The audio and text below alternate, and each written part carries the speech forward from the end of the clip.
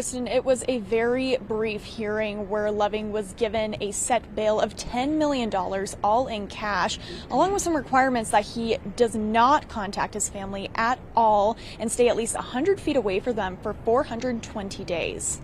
The house was quiet when first responders arrived, far quieter than anyone expected for a place where 5 children were said to live.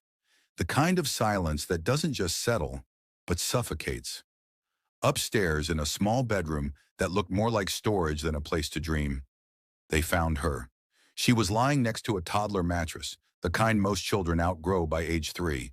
But she hadn't outgrown much. Her frame was small, frail, and still. She wasn't asleep. She wasn't breathing. And it didn't take long before even the most seasoned among them realized this wasn't an emergency call. It was a moment they wouldn't forget. What unfolded next wasn't a case of sudden illness or accidental tragedy. It was a slow collapse. A child who had been dimming for weeks, maybe longer, while the adults around her insisted everything was fine. Photos would later show a little girl once full of light and movement, now shadowed by the absence of care. People close to the family had noticed her retreat into the background, how she always seemed separate. There were whispers of concern, uneasy glances, reports filed and closed. Still, the warnings were never enough to stop what was coming. The truth didn't rush in. It crept, through contradictions in the parents' stories, through inconsistencies that couldn't be overlooked, through the haunting timeline of a night when they waited hours before calling for help. Not in panic, but in hesitation, as if a child's life was something that could be negotiated. And maybe that's the hardest part. Not the neglect, but the pause, the choices not made, the silence that grew around her, and the knowledge that somewhere, someone had already seen this coming. Before we go any further, please know, this case is emotionally heavy. We'll avoid graphic descriptions, but the story we're about to share speaks to deeper, painful failures that no child should endure. If you're new here, welcome to the channel. Let us know where you're joining us from. We read every comment, and we're glad you're with us. And to our returning viewers and subscribers, your support, your shares, your compassion, you're the reason this community continues to grow and these stories continue to matter. So thank you. If you believe in telling the truth, in standing up for those who had no voice, consider subscribing. Every click helps amplify the message and the call for change. When first responders entered the home, they were told this was a case of a little girl who had simply fallen ill overnight. Her caregiver described how, earlier that evening, the child had been unusually quiet, restless, pale, then drifting in and out of sleep. She said she assumed it was just a bug, nothing serious. But as officers moved through the rooms, details didn't always align. One of the first responders noted that the window screen was neatly pushed aside and a toy truck lay under a plastic bin. No sign of a safe, soothing environment. The caregiver's story about a typical bedtime was contradicted by the phone logs. No late-night check-ins, despite repeated messages left unanswered. Detective Maria Grant arrived on scene just after sunrise. She observed the lack of any emergency call earlier in the hours leading up to 7 a.m. That gap stood out. So did the absence of any sign that someone had tried CPR. For a child who was supposedly slipping away, that delay raised a difficult question. If there was real fear, why didn't anyone act? The caregiver, visibly shaken, recounted that they had called a relative, not emergency services, hoping to avoid trouble. They explained a worry about judgment, about losing custody. But when pressed, the caregiver couldn't explain why they didn't call a doctor, or at least dial 911. Detective Grant held tight to her tone. Pressed on exact timelines, the caregiver's voice quivered. What began as a plausible scenario, just a sick child, started to fray at the edges. Notes were exchanged. Evidence bags were sealed. The investigation had shifted. This was no longer just a medical mystery. It was a growing puzzle. When Detective Grant reviewed case files, she discovered this wasn't the first time professionals had been involved. Just months earlier, a hospital had noted the child was coughing blood-tinged mucus, a serious sign she'd been unwell for at least 10 days. That concern didn't lead to follow-up. The records closed. The moment passed. A report resurfaced from a childcare worker who saw her head slump during a play session. They'd contacted social services. The case was opened, then dismissed, cited as parent overreaction. No further monitoring took place. Court documents also revealed that in 2014, the father, previously on probation, had been convicted in an unrelated child safety case. That history was in Lewis County's database and should have raised red flags. Yet follow-up checks never happened. Then came a late-night message from the siblings' babysitter. I heard her crying. Never like that before. That message remained unread until early morning, after the child had already gone unresponsive. The delay in reporting added another layer. How many chances were missed? At her arraignment, the father testified that he'd been overwhelmed, ashamed, convinced that calling authorities would just worsen their situation. Investigators found inconsistencies, snaps of surveillance footage that contradicted his statements, text messages sent long after he said he was with the child. A reporter later asked him why, with so many opportunities to intervene, the cycle hadn't been interrupted. He paused, lowered his head, and said, I thought I could manage it. So why, with every sign pointing to trouble, did she continue to slip through the cracks? With each missed alert, the question grew louder. Was this a failure of one person, or an entire system that looked away? Izabella Loving was just 5 years old, a bright, curious child who loved drawing and catching fireflies in the backyard. In school pictures, her smile was gentle, and her eyes carried a quiet spark. Teachers remembered her as soft-spoken, a little shy, but always eager to please. She lived with her father, Nicholas Loving, and several siblings in a modest Indiana home. Izabella's mother had been out of the household for some time, maintaining only occasional contact through supervised calls. Nicholas, then 32, worked long hours and often balanced parenting with overnight shifts. He had no formal convictions, though records show a prior inquiry into custodial concerns several years earlier that closed without action. Family dynamics were complex. The household included 5 children, but not all shared the same parents. While the younger siblings often played together, Izabella's presence was quieter, less central. Her school had noted patterns in her behavior: calm, compliant, but often disconnected. She didn't raise her voice or seek attention. Instead, she seemed to fade into the corners of a room. A state welfare agency had previously visited the family. The case was opened following a teacher's concern about Izabella's mood and classroom fatigue. After a brief home inspection and interviews, the case was marked resolved. No follow-ups were required. Inside the home, investigators later noted subtle disparities. One bedroom featured pastel walls, storybooks, and a music box on the shelf. Another had plush bedding and soft lighting. Izabella's space was more austere, just a child-sized mattress, a simple sheet, and a worn stuffed toy by her side. It wasn't what was there, it was what was missing. These contrasts weren't headline-making. They weren't violations, but they raised questions about attention, care, and consistency. Izabella was not invisible, but the signs that something was wrong weren't loud enough to break through. In the months leading up to the incident, several people noticed changes in Izabella's behavior. Small moments that, in retrospect, paint a concerning picture. A neighbor, Mrs. Dawson, recalled seeing Izabella standing at the kitchen doorway during weeknight visits. She appeared withdrawn, her shoulders drawn in.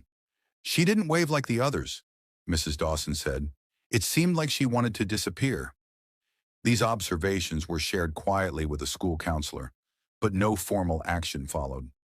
At school, her teacher, Ms. Patel, noted that Izabella often sat out during recess. When asked why, Izabella would reply with a soft voice, "I'm tired."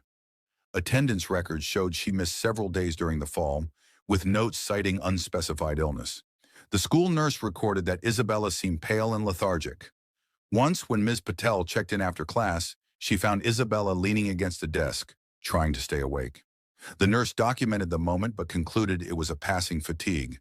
A cousin, Samantha, mentioned a time over the summer when she brought snacks to playdate.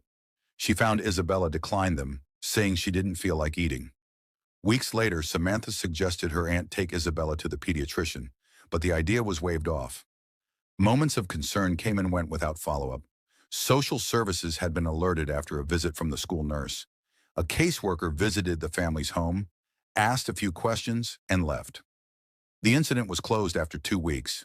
No further visits were scheduled.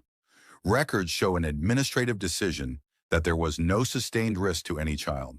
During church gatherings, an aunt observed that Izabella sat apart from her siblings, choosing the edge of the group. She told a church leader she worried Izabella looked lonely. That comment joined others in a growing file, but still sparked no deeper investigation. At a community event, a volunteer remembered Izabella approaching briefly, then stepping away when attention turned her way. At the time, it was filed under shy child, but when combined with other accounts, the pattern became clear: a child slowly retreating.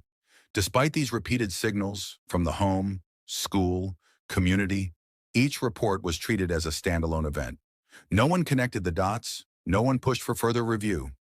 Although each concern was legitimate, none alone met the rising threshold for official intervention. And yet, Izabella's diminished presence was real. She spoke less, smiled rarely, stayed at the edge. If you've ever seen something that didn't sit right, tell us in the comments. This community speaks when others don't. Looking back, these moments weren't random. They were pieces of a puzzle, traces of distress that went unnoticed.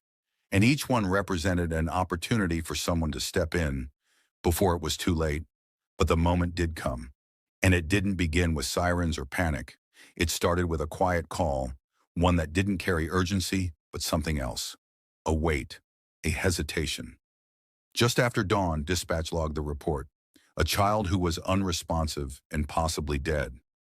Officers were sent to a modest home on Elm Street, the kind of place people pass every day without a second thought. From the outside, nothing seemed amiss. No sign of emergency. But inside told a different story. A phone rang unanswered in the living room. Light from the blinds cast narrow lines across faded furniture.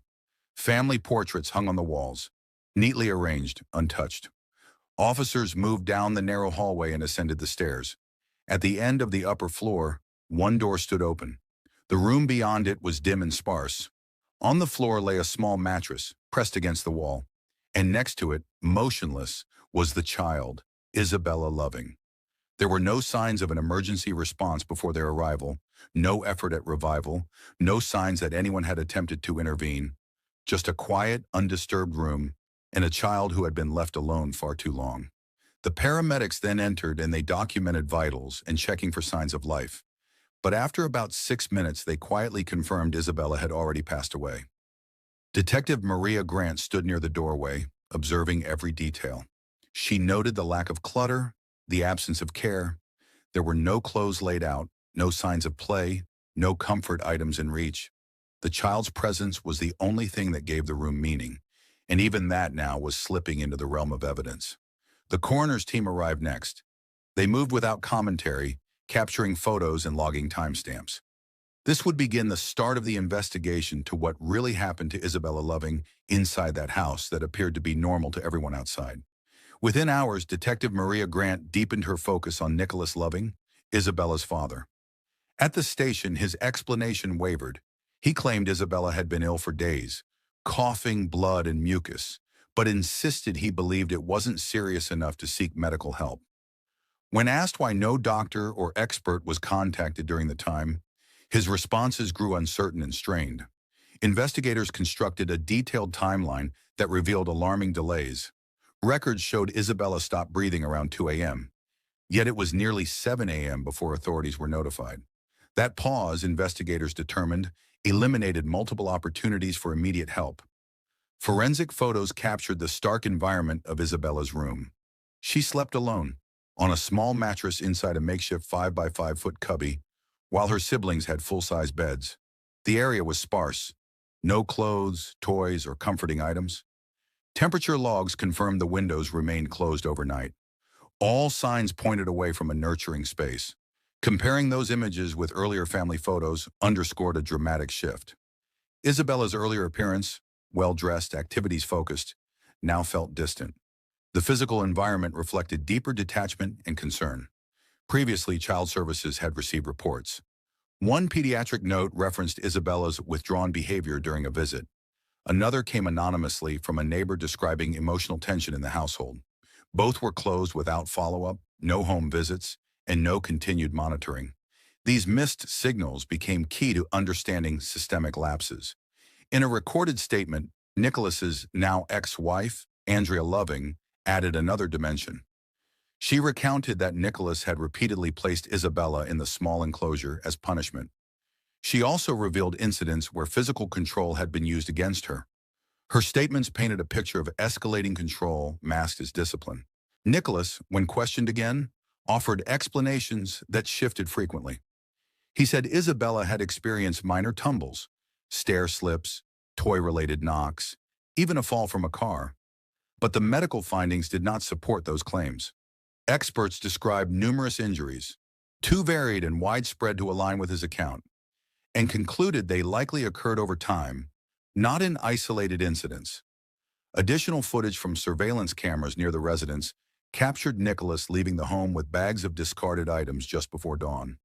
Inside, officers found children's garments and household linens marked with signs of illness. None of those items were present in the home when it was first inspected, which led investigators to believe there had been an attempt to sanitize or erase parts of the timeline. A medical examiner's preliminary findings confirmed repeated trauma, bruising consistent with physical force, not accidental injury, and internal findings consistent with sustained harm and lack of timely medical care. Detective Grant reflected on the evidence. This wasn't a fleeting tragedy. It was a sequence of omissions, deliberate confinement, and violence.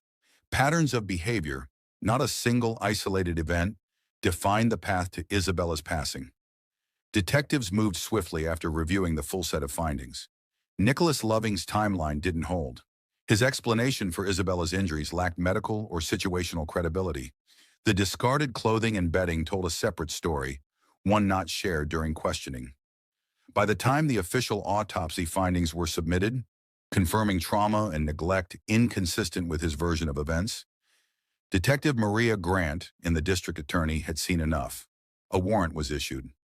Later that afternoon, Nicholas was taken into custody without incident.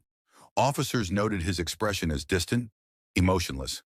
There were no questions asked and no resistance given, just a quiet walk to the patrol vehicle. At the station, the charges were formally processed: felony neglect, intentional harm, and obstruction of an investigation. Bond was denied.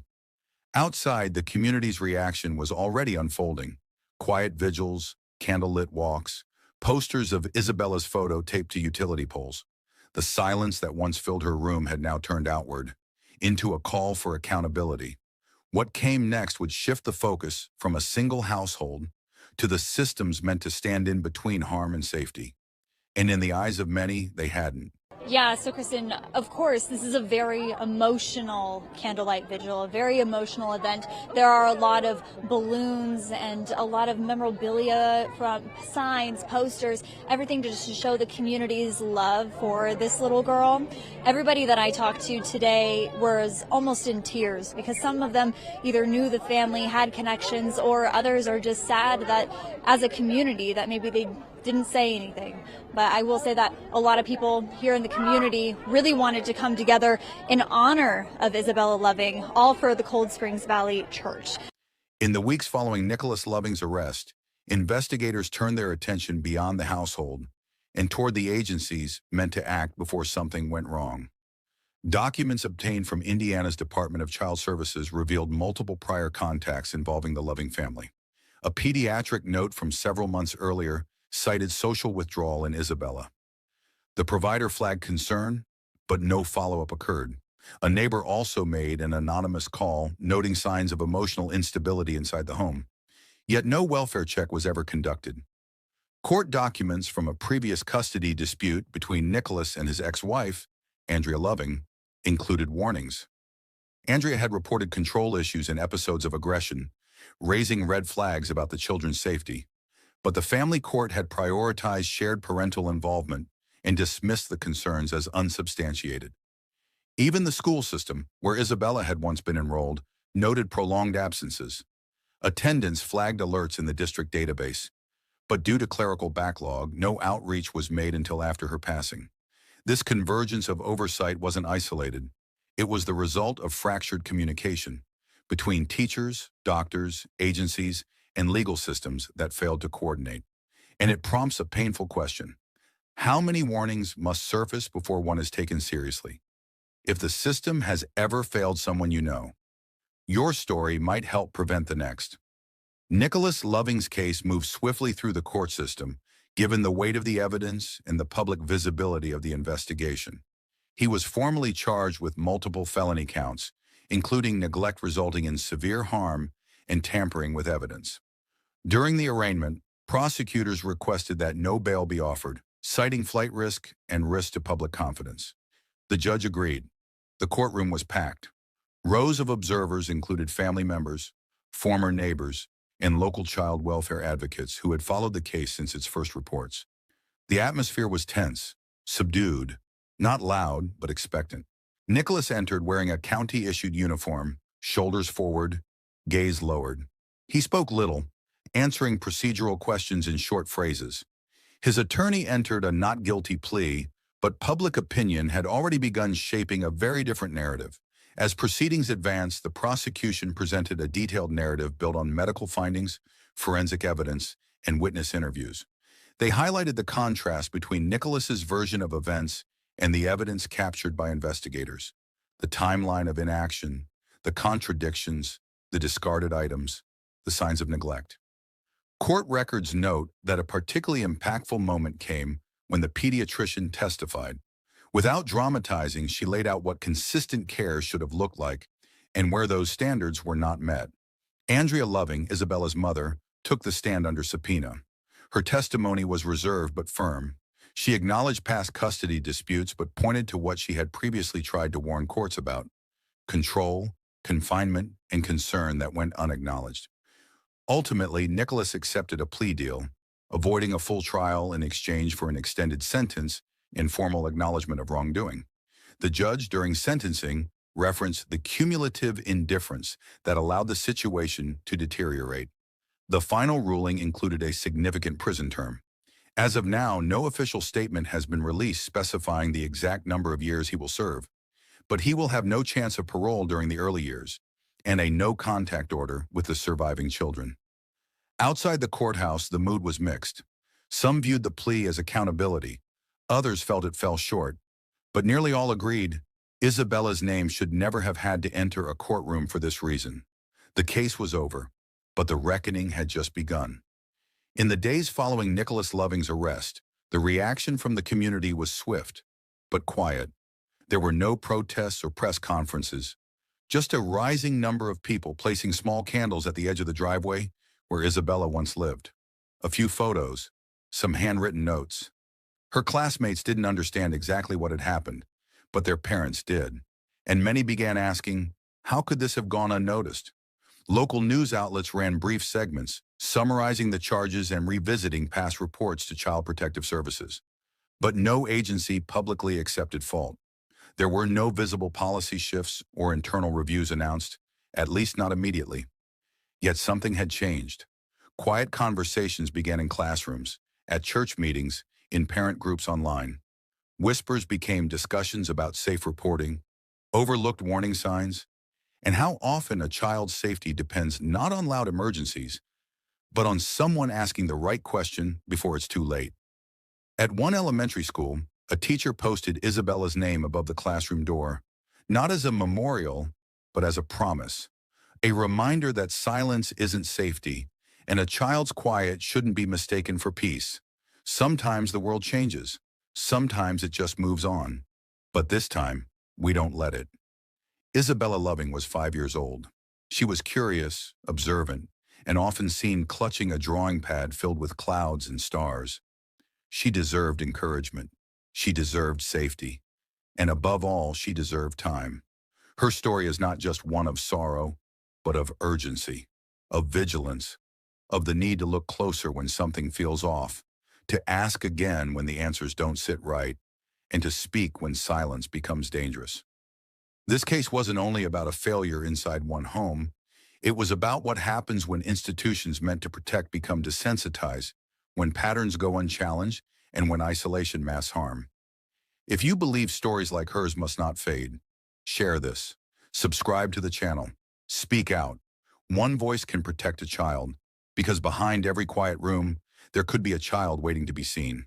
And seen early enough, they can be saved. Thank you for always helping this channel raise awareness with your likes, shares, and comments. I appreciate each and every one of you. Thank you once again, and I'll see you in next video. Kevin, little Kelsey would have been 22 this December. Her biological father's family says hearing the news about Ray Dawn Smith's commutation hearing scheduled for next week is shocking and unexpected. If she would have just done the bare necessities to take care of Kelsey, she would still be alive today. For the time we had with her. But it shouldn't have ended the way it did. At times it seems like it was 20 years ago, and at times it seems like it was just last week or something. She was already in her pajamas when the ambulance arrived, barefoot, unconscious, and wearing a pull-up someone had rushed to put on her. They said she had just been napping. But the clock told a different story. By the time first responders reached the quiet home in Meeker, Oklahoma, she had no pulse, no visible bleeding, no signs of a break-in. Just a 2-year-old girl, lifeless on the living room floor, with bruises doctors said did not match the explanations. She was known for twirling in pink dresses, for clutching her Cabbage Patch doll at bedtime. And now, Kelsey Shelton Smith Briggs was gone. But what if I told you she had been taken to the ER before? That the bruises, the fractures, the cries, they weren't new. What if you learned the state knew and still sent her back? This isn't a story with one villain. It's a story with many adults, each holding a piece of the responsibility, each pointing fingers, while the only person who couldn't speak for herself was her. Today's story isn't about sensational headlines. It's about how a smiling little girl became a forgotten warning until it was too late. If you care about child safety, justice, and accountability, take a moment now to subscribe. YouTube favors videos that viewers engage with, which helps this message reach more people to spread awareness. And your support helps keep these stories visible and safe to tell. It only takes a second, but it helps us tell stories that should never be buried, and it helps protect the ones who still have a chance. To all of you who have subscribed, liked, shared, or commented, you've made it possible for this channel to grow into something bigger than true crime entertainment. You've turned this space into a community that refuses to look away. You've helped build a voice for children like Kelsey, and for that, I'm truly grateful to you. Thank you so much. Please do drop a comment below with where you're watching from. It helps us know how far our messages reach. We read and deeply value every single one. Kelsey Shelton Smith Briggs was born on December 28, 2002, in Oklahoma City, Oklahoma.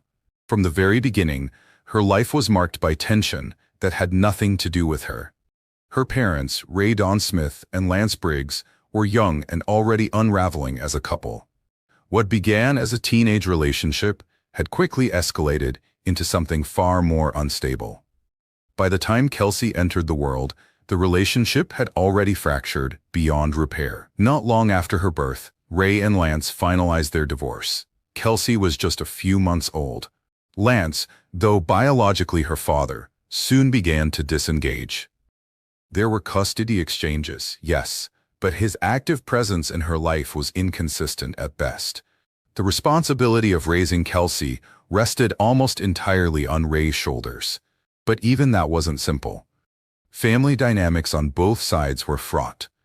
Kathy Briggs, Kelsey's paternal grandmother, remained deeply involved. According to court and agency reports, she frequently raised concerns about Ray's ability to care for the child. Tensions between the maternal and paternal sides of the family began to spill into official records.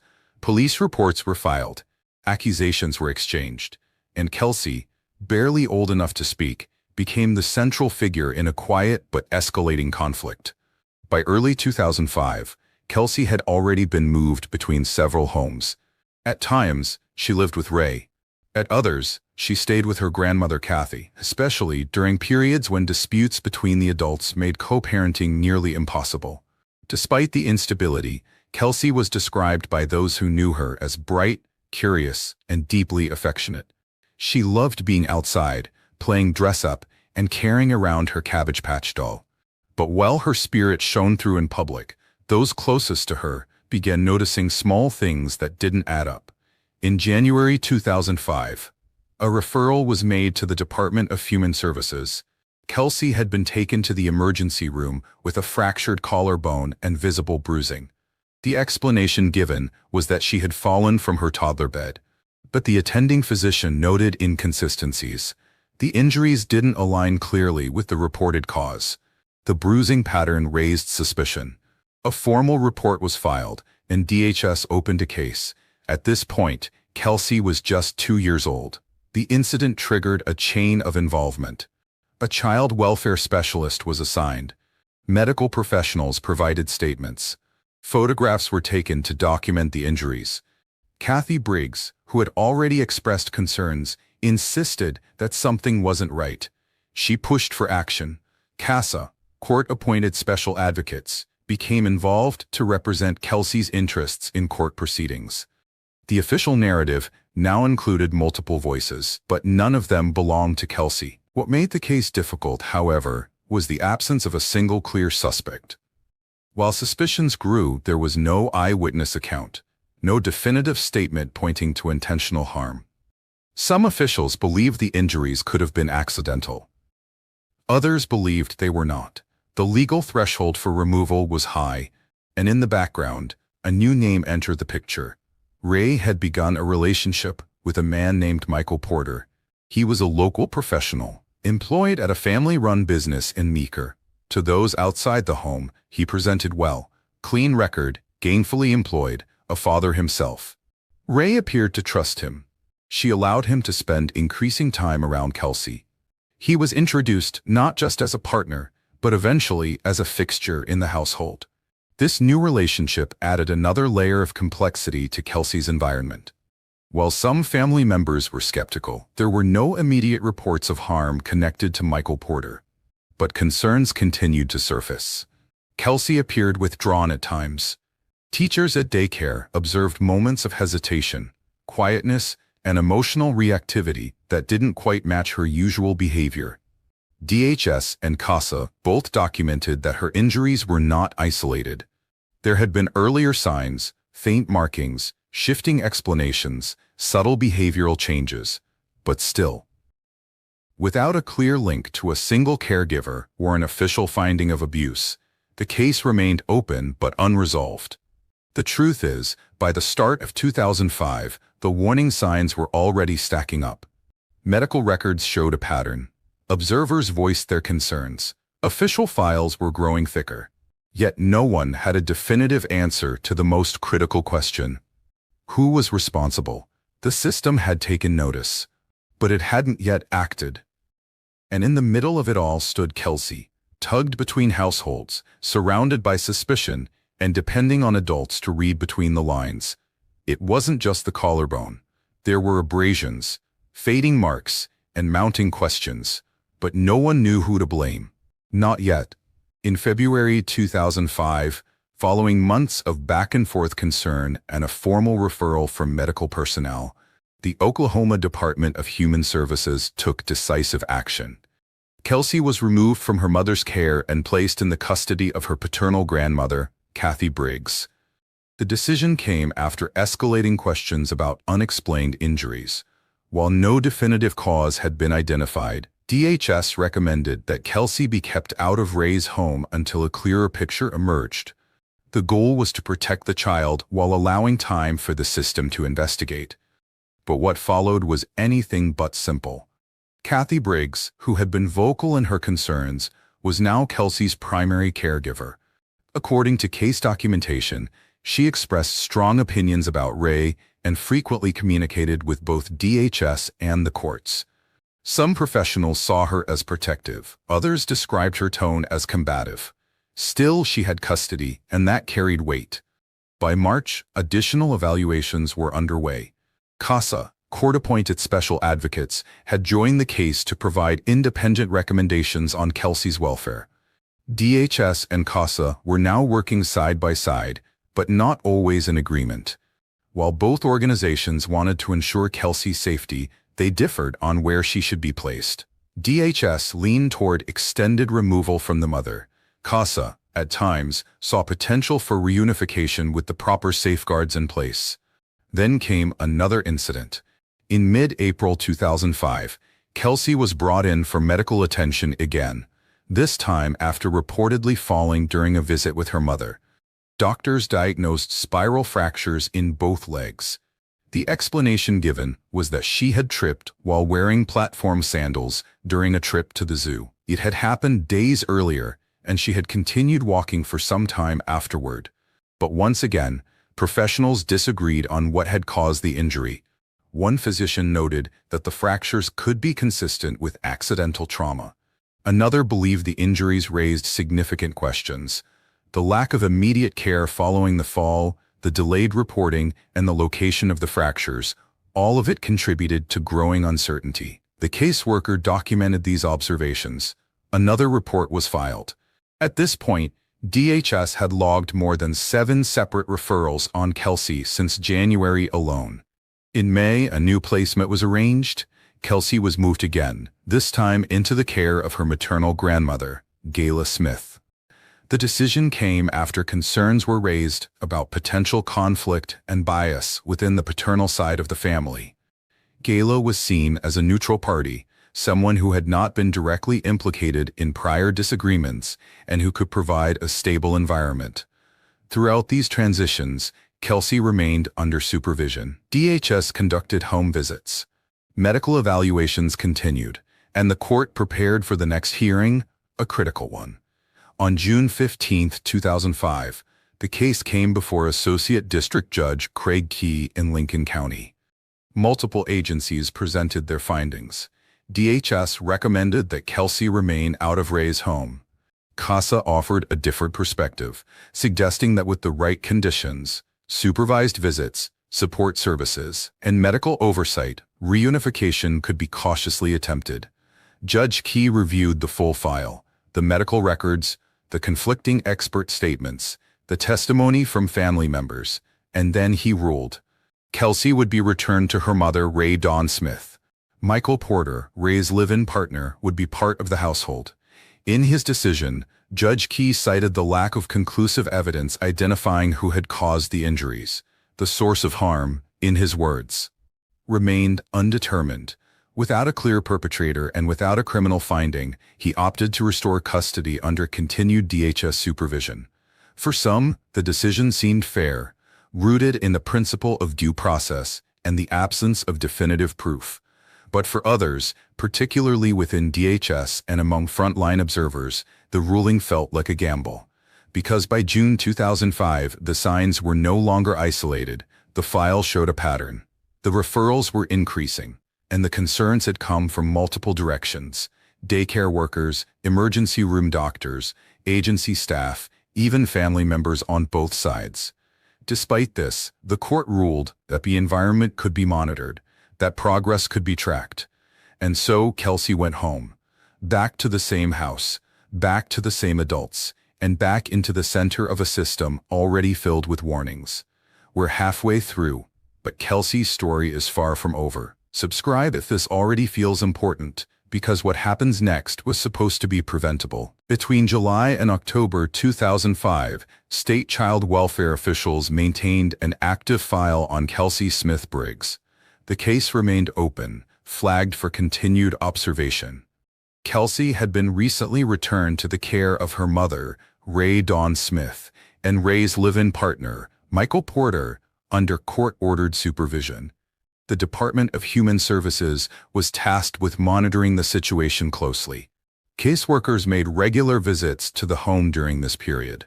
Each interaction was documented. Each report added to the growing file. During one visit in early August, a worker noted that Kelsey appeared shy but cooperative. Another noted that she clung tightly to her toy and remained close to her mother's side throughout the visit. On paper, these moments read as minor observations, but when taken together, they began to form a pattern, subtle but increasingly hard to ignore. Outside the home, at daycare, staff began raising concerns of their own. Teachers noticed changes in Kelsey's demeanor. She had become more reserved, less eager to participate in group play. She began having difficulty with routine transitions and, on occasion, displayed behavior that teachers described as protective and withdrawn. She showed less interest in the activities she once enjoyed. Again, reports were filed by daycare professionals. Notes were made about physical appearance, mood changes, and emotional withdrawal. At times, there were mentions of noticeable fatigue. Staff described her as quieter than usual, sometimes unusually quiet. They began documenting these changes, not as isolated concerns, but as part of an emerging behavioral shift. Then, in August 2005, another incident occurred. According to official reports, Kelsey and Michael Porter were involved in a car accident. The vehicle was struck by another driver. Kelsey was in the back seat. Emergency services were called, and all parties were checked by medical staff. Though the incident was not severe and no hospitalization was required, new marks were later noted on Kelsey. Porter attributed them to the crash. This explanation was recorded in the DHS file. However, the caseworker noted that some of the markings did not align precisely with the seatbelt positioning. Medical professionals involved at the time did not dispute Porter's statement, but they made additional notes, flagging the file for follow-up. Still, the department did not move to initiate removal. The supervision order remained in place, and visits continued. In the weeks that followed, Kelsey's overall condition remained a subject of quiet concern. One report from late September described her as appearing subdued. The worker who filed the note wrote that Kelsey showed little interest in engaging with toys or speaking with visitors. Another observation described her as emotionally distant, but physically well. The reports remained cautious, uncertain, but unresolved. Then came October 11th. At approximately 12:30 p.m., a child welfare caseworker arrived at the home for a scheduled visit. Kelsey was present. She was awake and alert. The worker noted a bruise on her lower face, but was told it was the result of a fall days earlier. The mark appeared to be healing. Based on this, the worker made no changes to the care plan and scheduled the next visit for 1 week later. The interaction lasted just under an hour. The notes from that visit would be the final entry in the file. Before the emergency response, at around 3:30 p.m., Ray left the home to pick up Michael Porter's daughter from school. Kelsey remained at home in the care of Porter. At 4:15 p.m., a call was placed to 911. When responders arrived, they found Kelsey unconscious. She was transported by ambulance. Efforts to revive her were unsuccessful, and she passed away a few minutes after. There were no signs of outside interference, no evidence of forced entry. The call had come from within the home. In just under 3 hours, the situation had changed entirely. A child who had just been seen by a state worker, alive, speaking, and responsive, was now unresponsive and in critical condition. Authorities launched an immediate investigation. Medical evaluations began that same day. Statements were taken from Ray Dawn Smith and Michael Porter. The timeline between the welfare check and the emergency call became a central point of focus. Investigators began reviewing past DHS visits, daycare reports, and all documented referrals for earlier in the year. The file that had grown quietly over months now stood as a central piece of the inquiry. In retrospect, the timing was difficult to ignore. The same day Kelsey was checked on by state officials, she was rushed from the very home they had just evaluated. She was seen, she was monitored, she was watched, but she was not protected. She was gone less than 3 hours after the system said she looked safe. The official autopsy would later conclude that Kelsey's passing was the result of abdominal trauma, an internal injury caused by significant force. The findings noted that the impact was not recent, but consistent with trauma sustained within a short window prior to her collapse. Based on medical records and emergency responder timelines, the injury was estimated to have occurred shortly after 3 p.m., narrowing the time frame to when Kelsey had been alone in the home with Michael Porter. This development shifted the focus of the investigation. Both Ray Dawn Smith and Michael Porter were interviewed by law enforcement. Ray described leaving the home to pick up Porter's daughter from school. She said Kelsey had been resting when she left. Porter confirmed this, stating that Kelsey had remained in her room the entire time and that nothing unusual had happened. He insisted he had only gone to check on her when he realized she was unresponsive. But investigators found inconsistencies. The medical team noted that the level of internal trauma identified would have resulted in a rapid physical decline, not something easily missed. Records from the caseworker's visit earlier that day described Kelsey as alert, communicative, and in stable condition. This contrast became a critical part of the timeline. Investigators began asking questions about what had occurred in the 2 hours following that visit, and why no one could explain the change. Further complications arose when law enforcement reviewed Porter's behavior during questioning. While he denied causing harm, investigators later obtained digital communication suggesting Porter had told his daughter not to speak about what happened in the home. The message wasn't direct, but it was enough to raise flags. Authorities interpreted it as an attempt to control the narrative. Law enforcement also reviewed Michael Porter's background. There were no prior convictions, no active complaints. On paper, he had presented as a stable figure. But those who had observed Kelsey in his presence reported subtle changes in her behavior over time. Withdrawn expressions, a reluctance to engage, and physical tension. Those reports now took on new weight. Porter's interview with detectives continued over several sessions. He maintained that Kelsey's condition had nothing to do with his actions. But as additional forensic analysis came in, gaps in the timeline became harder to explain. Medical experts concluded that the injury was not consistent with an accident. It would have required significant force, and it would have triggered symptoms almost immediately. 8 days after the incident, on October 20th, 2005, Michael Porter was formally arrested. The charge was enabling harm to a child. The decision not to pursue more severe charges was based on the available evidence at the time, which remained circumstantial. No direct witness had come forward. There were no confessions. And although the forensic indicators pointed to a clear time of injury, they did not provide a definitive source. This left investigators in a difficult position. They had a child whose condition deteriorated during a narrow window of time. They had medical experts confirming that her condition could not have gone unnoticed. They had statements that didn't align, but they did not yet have enough to bring a murder charge. As the case continued to unfold, attention turned not just to what happened, but to how it was allowed to happen. The decision to return Kelsey to the household. The caseworker's visit hours before the emergency call. The warning signs that had been filed, read, and ultimately left unresolved. And at the center of it all stood Michael Porter, under arrest but not yet fully accountable. The case was gaining public attention, and the legal process was just beginning, but the courts didn't charge him with murder, and her mother's trial was still to come. In the months that followed Michael Porter's arrest, the legal process turned toward accountability. The focus was now split between Porter, who had been in the home during the critical time frame, and Ray Dawn Smith, Kelsey's biological mother, who had left Kelsey in his care. Michael Porter ultimately entered a plea agreement. Rather than proceed to a full trial, he accepted a conviction for enabling harm to a child. The court sentenced him to 30 years in prison. The plea avoided a drawn-out courtroom battle but left many questions unanswered.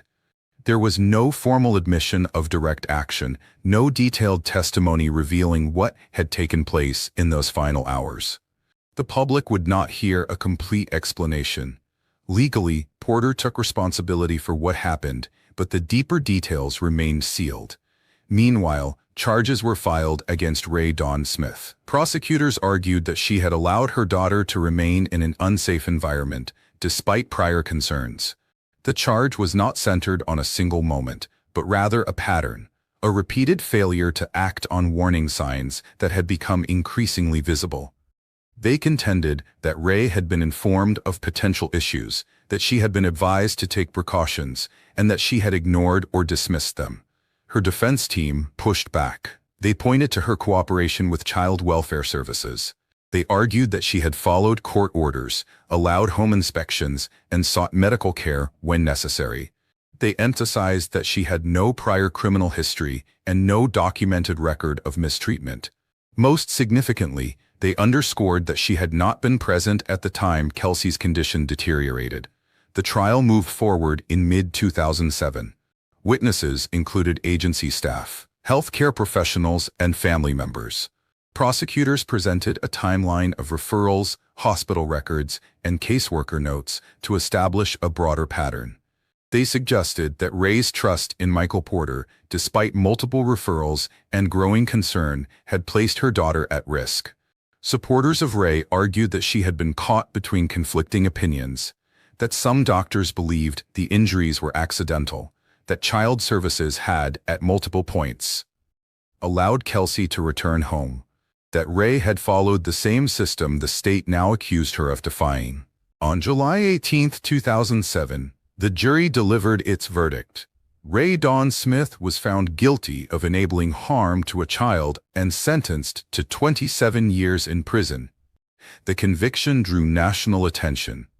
Debate surrounding the fairness of the sentence grew rapidly, especially given that Michael Porter had already accepted a 30-year term without trial. Supporters believed Ray had been misled by a system that was supposed to help her. Others argued that failing to protect a child, especially in the face of documented warning signs, carried its own kind of weight. Inside the family, the divisions deepened. Kathy Briggs, Kelsey's paternal grandmother, and Lance Briggs, her biological father, pursued a civil case against the state of Oklahoma. Their claim alleged negligence by agencies tasked with protecting Kelsey.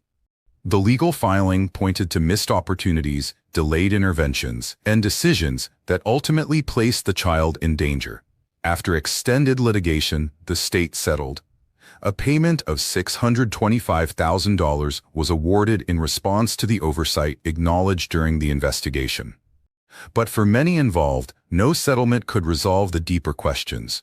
The courts had issued their sentences. The agencies had reviewed their policies. Yet those closest to Kelsey remained divided over what was missed, who was responsible, and what it meant to fail a child without ever laying a hand. 2 people were convicted, but only one of them had been in the room.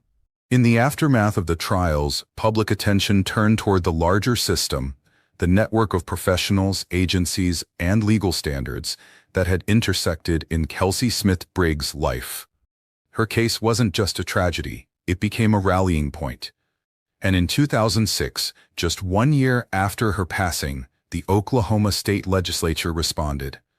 The Kelsey Smith Briggs Child Protection Reform Act was signed into law with bipartisan support. It was intended to close the gaps exposed during the case. Among its most significant provisions were requirements for improved judicial training in child welfare matters and expanded access for child protective services to criminal background information across state lines. The law also allowed child welfare officials to access sealed records under certain court orders, records that in Kelsey's case might have changed how custody decisions were made. Supporters of the legislation pointed to a breakdown in communication between the courts and investigative agencies. Others highlighted the absence of a unified database that could have flagged concerns more quickly. The Reform Act wasn't positioned as a fix-all, but it was a start, an acknowledgement that the process as it stood in 2005 had failed.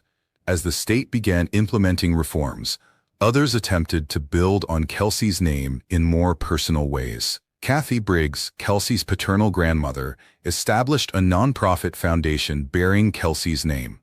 The organization stated its purpose as raising awareness and supporting efforts to prevent child endangerment. For a time, the foundation received support from members of the community and raised funds through public events and online donations.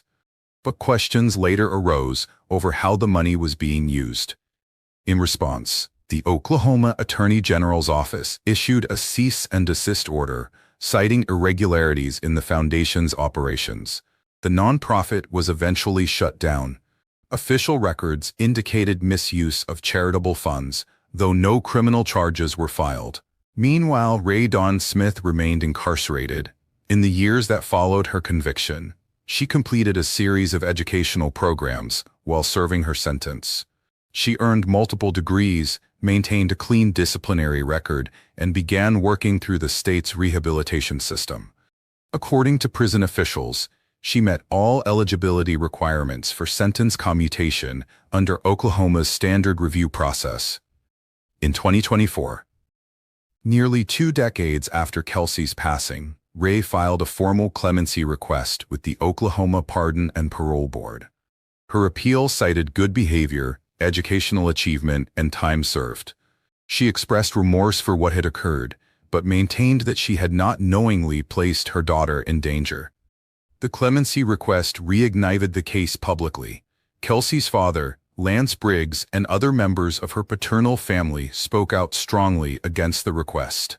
In a hearing before the parole board, Lance stated that Kelsey's voice had already been silenced, and that allowing early release would send the wrong message. He said she had second chances. Kelsey didn't. His testimony was supported by statements from prosecutors and community advocates who had followed the case from the beginning. Most of the jurors stated afterwards that they had been given the opportunity of a murder charge, they would have convicted her of it. On June 5, 2024, the board issued its decision. Ray's clemency petition was denied. When Smith was given unsupervised visitation, Kelsey suffered from 2 spiral fractured broken legs. This type of abuse required an adult to twist her legs. In addition to numerous bruises all over and about her face, head, and body. Kelsey's death would have been painful. It would have been torturous. The board acknowledged her conduct in custody, but emphasized the seriousness of the case and the irreversible outcome. Still, the case continues to echo beyond courtrooms and legislative halls. For some, Kelsey's name represents a failure to act. For others, it marks a moment where awareness turned into reform. But no matter the perspective, one thing is certain. Even in 2025, the fight over Kelsey's justice isn't over. A case of Kelsey Smith Briggs left behind more than a timeline and a courtroom record. It left questions about judgment, about accountability, and about how many chances the system should get before it recognizes the cost of inaction. By the time Kelsey was removed from her last home, multiple professionals had raised concerns. Reports had been filed. Medical evaluations had been conducted. Caseworkers had visited. Judges had ruled. Yet through every level of oversight, key moments were missed. Opportunities to intervene were met with hesitation, contradiction, or deferral. Medical findings were questioned, red flags were reinterpreted, and agency recommendations were debated in courtrooms without a clear consensus. The pattern wasn't just one of oversight, it was fragmentation, a lack of coordination between agencies, a failure to unify information from doctors, teachers, caseworkers, and guardians, and a legal process that often treated risk as theoretical. Until it wasn't. Kelsey's case revealed how quickly decisions could shift, depending on who was reviewing the file. One report might recommend caution. Another might advise leniency. The absence of a centralized view created space for error. And in that space, critical time was lost. In response, new laws were passed. The state of Oklahoma introduced reforms that reshaped how child welfare cases are handled. Kelsey's law improved access to sealed records, ensuring that courts and agencies no longer operated in silos. CASA standards were revised to strengthen training and case review procedures. The aim was to tighten the margins so that uncertainty no longer came at a child's expense. But legal reform isn't enough on its own, because systems don't protect children, people do. And that responsibility doesn't rest solely with courts or agencies. It rests with every adult who sees something that doesn't sit right and chooses to act, with every teacher who notices a behavioral shift, with every healthcare professional who asks a second question, and with every community member who refuses to look away. Modern vigilance means understanding that signs of distress aren't always loud. Sometimes they're quiet. Behavioral changes, emotional withdrawal, hesitation in the presence of certain individuals. These signals rarely come with explanations, but they come with consequences when ignored. No law, no agency, no courtroom can undo what happened to Kelsey. But every time her name is spoken, every time her case is studied, taught, or remembered, it becomes more than a headline. It becomes a lesson, a reminder that silence can be dangerous, and that awareness, when combined with action, is the most powerful form of protection we have. If you made it this far, you care. Subscribe, comment, and share this story to help protect the next Kelsey, because silence isn't safety. Awareness is. She was always smiling, jumping, playing, and there was never a time you saw the little girl crying, always happy. It's amazing. You know, very sparky, very happy. She wasn't scared of a 108-pound dog, you know what I mean? And she literally was the cutest thing. We're gonna get justice. This is not over. It's not gonna end today. It's not gonna end no time soon until we know what happened. She looked like she was sleeping, small, still, and cradling her favorite toy. But something was off. The room was too quiet, the air too heavy, and when first responders stepped through the door, they didn't just walk into a medical emergency. They walked into a situation that didn't make sense. There was a man on the floor performing CPR. His voice shook as he pointed to the child beside him. "I don't know what happened," he said. But something in the room said otherwise. The silence seemed louder than his words.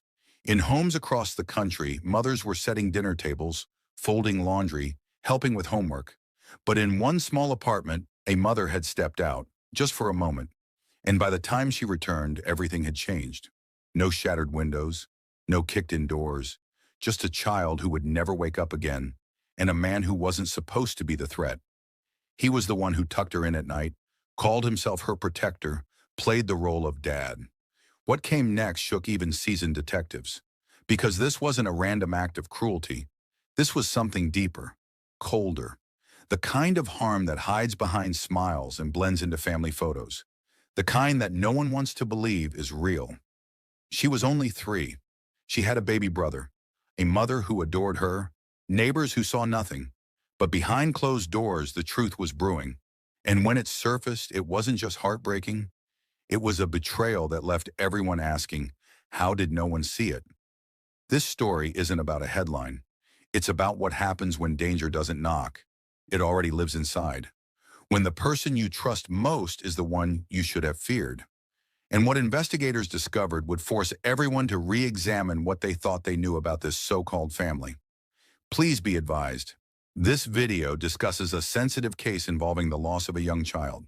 Viewer discretion is recommended. If you're new here, welcome. We'd love to hear where you're watching from in the comments.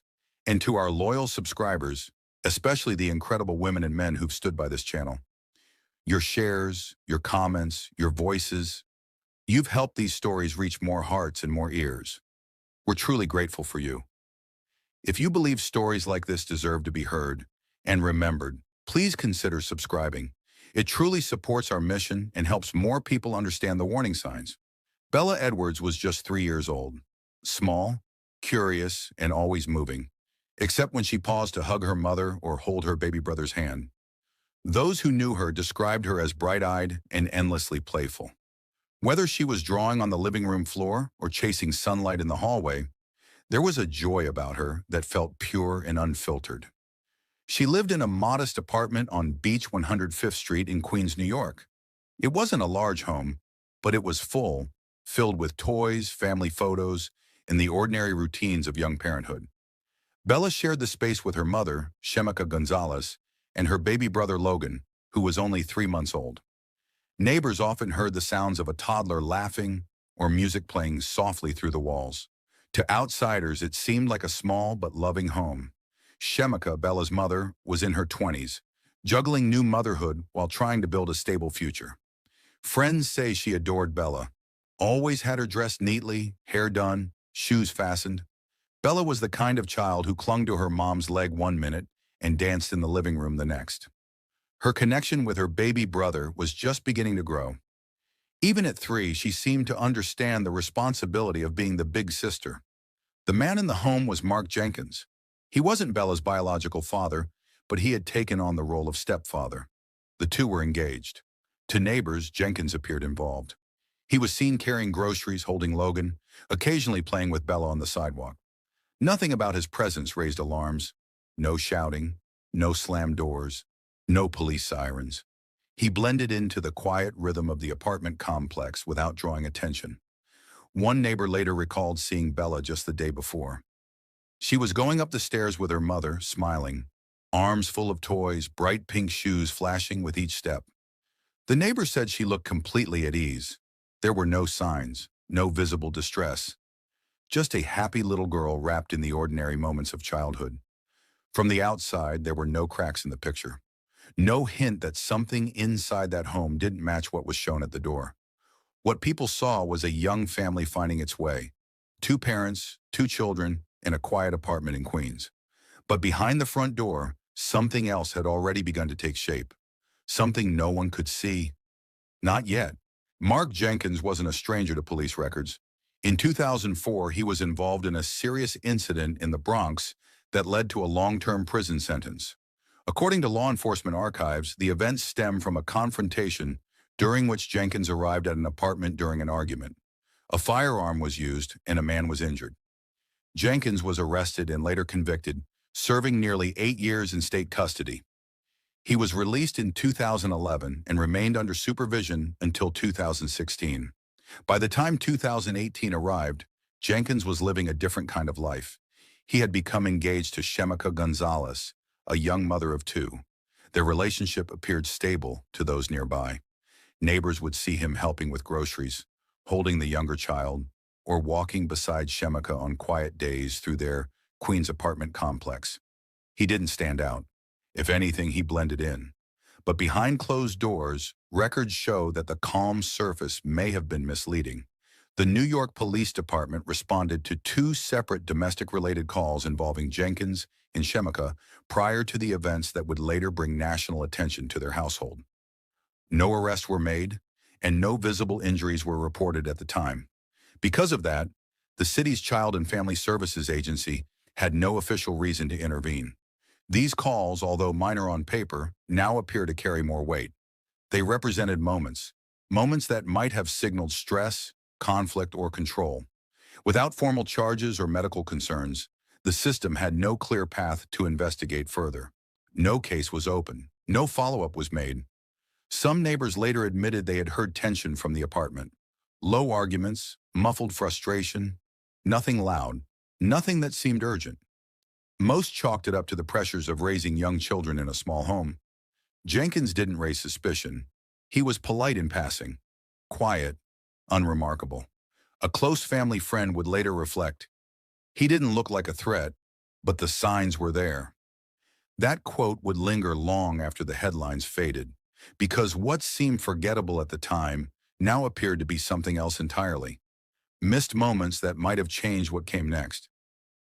Jenkins had a history, but in a city where people mind their business and life moves fast, few ever asked about it, until it was too late.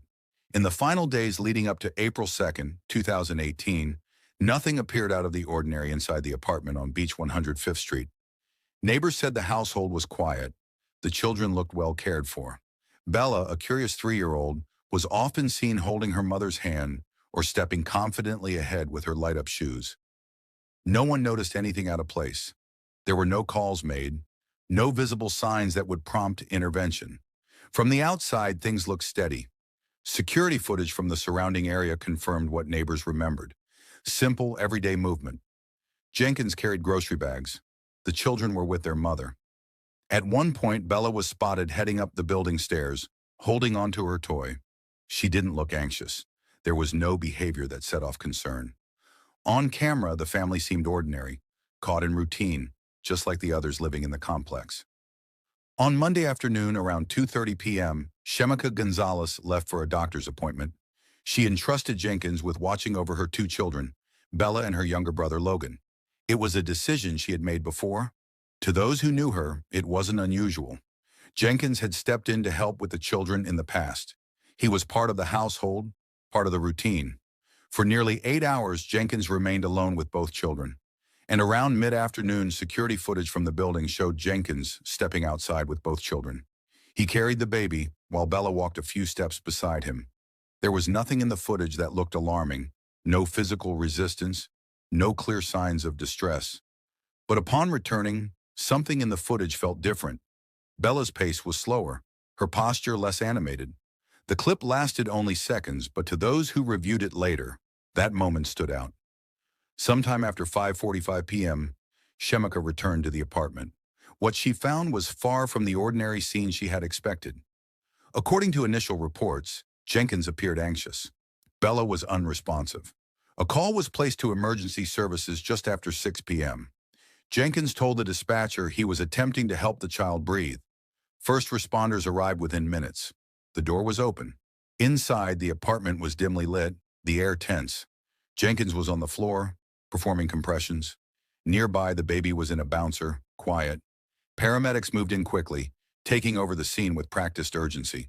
What stood out to them wasn't chaos. It was the stillness. The child showed no visible signs of movement. Her skin was pale. There were no cries, no resistance. Jenkins stated he had found her unresponsive and had been trying to help. He repeated that he didn't know what had gone wrong. As emergency crews worked, they noted bruising that did not match the explanation they were given. The markings appeared in multiple areas, some fresh, some faint. Their observations were immediately flagged. While their priority was transport, what they saw inside the room, combined with the inconsistencies in the account, triggered a deeper concern. Bella was placed on a stretcher and rushed to St. John's Episcopal Hospital. The team moved fast, but even before they left the building, responders knew this was no ordinary emergency. What they'd seen told a different story, one that would require not only medical response, but investigative review. Within a short window, hospital staff delivered the update that no parent wants to hear. Bella had not recovered and she had unfortunately passed away. What exactly happened inside the apartment between 2:30 and 6 p.m. was not yet clear, but for authorities, the timeline had already become a focal point. In those first hours, no charges had been filed, no public statements were made, but behind the scenes, investigators began assembling details, surveillance clips, call logs, and medical assessments.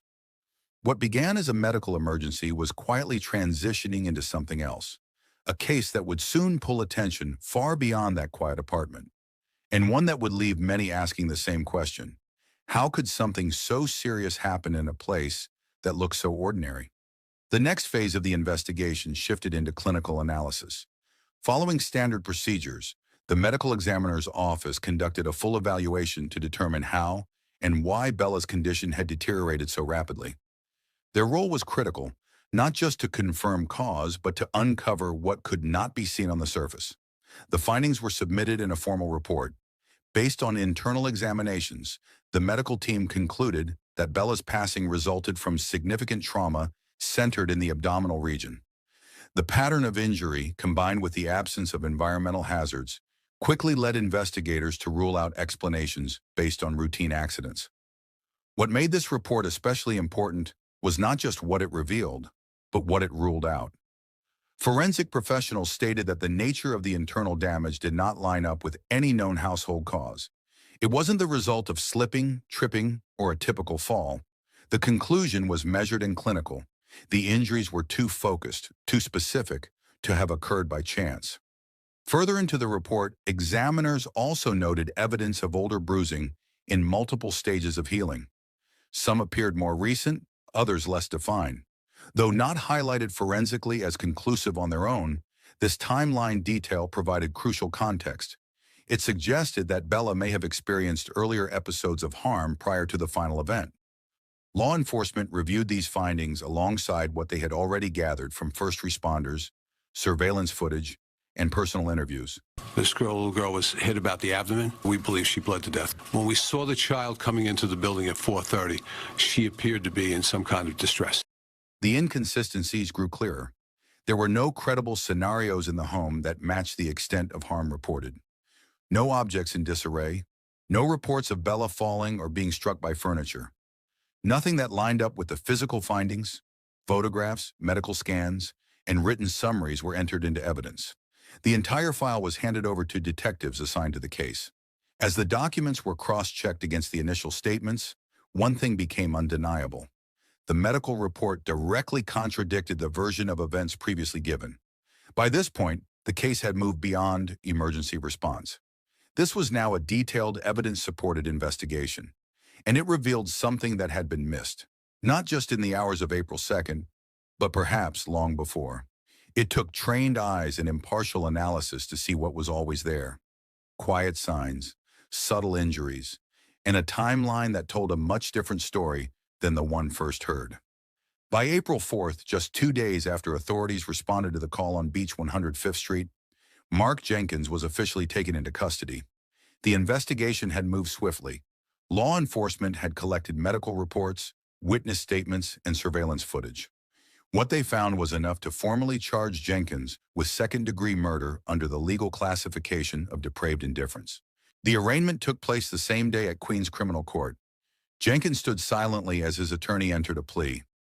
Prosecutors from the district attorney's office made it clear that they would be seeking to hold him without bail.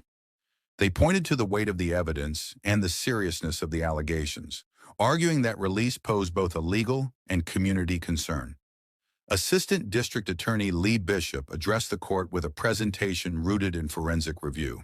He explained that the medical team's analysis showed internal injuries that did not align with any reasonable explanation. According to Bishop, the evidence reflected more than a single event. It pointed to a broader timeline of concern. During the hearing, emotions from the gallery reached a breaking point. As Bishop outlined the findings, a relative of Bella's stood up and shouted, "Feed him to the wolves." Security quickly intervened to restore order, but the tension inside the courtroom had already shifted. What had started as a procedural hearing now carried the emotional weight of the people most affected. Shortly after the hearing, Queens District Attorney Richard Brown made a public statement to the press. He called the case deeply troubling and emphasized the office's commitment to a thorough prosecution. The findings presented are not consistent with routine explanations. We intend to pursue this matter with the seriousness it deserves. Jenkins showed little visible reaction during the proceedings. Once the judge confirmed he would be held without bail, court officers led him back into custody. The legal process was officially underway. Outside the courthouse, media outlets gathered for statements. Bella's family declined interviews. For them, the focus had shifted from shock to accountability. The arrest marked a major turn in the case. No longer was this a private investigation. It had become a matter for the public court system. Nearly 2 years later, in January of 2020, a final decision was reached. Mark Jenkins was convicted in a New York courtroom. The judge sentenced him to 25 years to life in state prison, the maximum penalty allowed under the charges brought against him. It was a sentence that reflected the court's conclusion that the harm caused had been both severe and preventable. For Bella's family, it marked the end of a long, difficult chapter. And for the community, it was a sobering reminder of how easily trust can be misplaced, and how silence, even when unintentional, can allow warning signs to go unseen. In the days that followed, the focus turned from what had happened inside the apartment to how it had gone unnoticed for so long. According to public records, there were no active child protection investigations involving Bella Edwards prior to the events of April 2nd. Despite 2 previous police visits for household disputes, no formal referrals were made to the city's child welfare agency. That silence raised serious concerns. Typically, when law enforcement is called to a home more than once, especially one involving young children, a notification is sent to child services. In this case, that didn't happen. The earlier incidents did not result in arrests or documented harm, and without a formal trigger, the system didn't engage. But that changed quickly. Within hours of the emergency call, the city's Administration for Children's Services acted decisively. Bella's younger sibling, an infant at the time, was removed from the home that same night. Protective steps were taken immediately, even though no prior file had existed. Outside the building, neighbors struggled to make sense of what had taken place. Many described the family as quiet, often seen coming and going like anyone else. Within days, a candlelight vigil was organized. People gathered on the sidewalk where Bella had once played. Flowers, notes, and stuffed animals were placed by the front steps. The messages were simple but heartbreaking. Names were written, questions were left unanswered. Among those who spoke publicly was a neighbor named Laura Cabrera. She worked in education and had received training as a mandated reporter. Her words echoed what many were feeling. "I didn't see anything wrong," she told reporters. "She seemed happy. That's the part I can't shake. I wish I had known more." Her reflection revealed a deeper truth, that danger doesn't always look obvious. And when systems rely only on what can be seen, critical signs are often missed. Bella's story doesn't just leave behind questions, it leaves behind a call to action. It reminds us that the people who appear closest may not always be safe, and that harm isn't always loud. Sometimes it hides in plain view, shielded by routine, familiarity, and misplaced trust. That's why awareness matters, and why prevention starts long before there's a crisis. There are moments, small, quiet ones, that often go unnoticed. A child withdrawing, a change in routine, a hesitance around someone they once felt comfortable with. These aren't always signs of harm, but they are reasons to pause, to observe, and to ask questions. Caregivers, especially those who aren't biological parents, must be properly vetted, not just once, but continuously. Parents should feel empowered to revisit boundaries, reevaluate roles, and speak up if something feels off, even if they can't quite explain why. The responsibility doesn't stop there. Teachers, neighbors, extended family, everyone plays a role in protecting children. Sometimes it's a pattern of concern, other times it's a single moment, but all of it matters. Reporting a concern doesn't mean pointing fingers. It means building a record that might become critical later. There are systems in place, but they only work when people activate them. One phone call, one report, one follow-up. That's all it takes to begin connecting the pieces. Bella's life deserves more than remembrance. It deserves action, because every time a child's story is overlooked, the cost is too high. If you believe that awareness saves lives and that sharing these stories can help protect another child, please subscribe and share this video. One voice can be powerful. A community of voices can be life-changing. Bella Edwards was 3 years old, full of light, curiosity, and love. Her story is one that stays with you, not just because of what happened, but because of how easily it went unseen. There were no confirmed policy changes in the weeks that followed, but public response was immediate. Communities began asking hard questions about oversight, about communication between systems, and about the subtle signs that often go unnoticed. The truth is, harm doesn't always look the way we expect. It can be quiet, it can come from someone familiar, and often it hides in routine. That's why awareness matters. Prevention doesn't begin with a crisis, it begins with observation, with asking questions, with acting on instinct when something doesn't feel right. If you've watched this far, thank you. You're part of a growing effort to keep children safer, not just through reaction, but through attention. If you believe stories like Bella's can spark change, please subscribe, share this video, start the conversation, because real protection starts with those willing to notice what others ignore. And that first step begins with you. Thank you for watching, and I'll see you in the next video.